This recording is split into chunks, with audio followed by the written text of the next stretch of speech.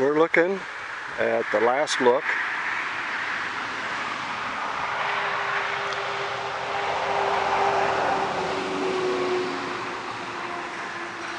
of poor boy's #1 sawmill. Works pretty darn good, I think.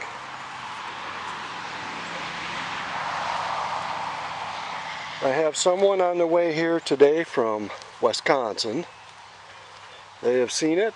I've had it posted on Craigslist and on Facebook Marketplace. I wish I had 5 to sell. I've had 5 very interested parties. Okay, there she is. Plain and simple. Soon to be at a new home.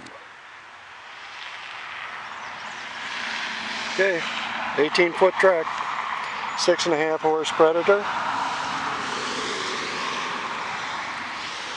The blade height goes up to about 19 inches. By the time you cut that first slab off, you're going to cut an inch off from it anyway. I figure it's a 20-inch sawmill. See ya, po' boys #1.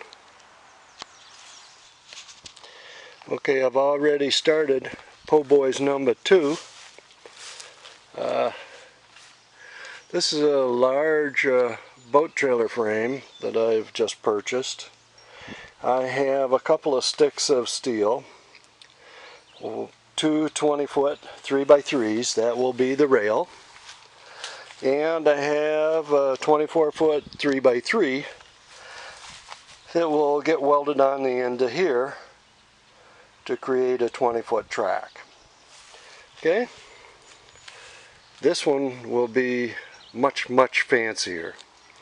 Electric start, 30 amp alternator, electric drive to drive the carriage back and forth. It'll have electric on the blade width guides, up and down. Probably put some kind of winch system on it to load the logs. It's going to be nice. It's going to be a nice one. This one is probably a 2-year project. I will keep you informed. Bye.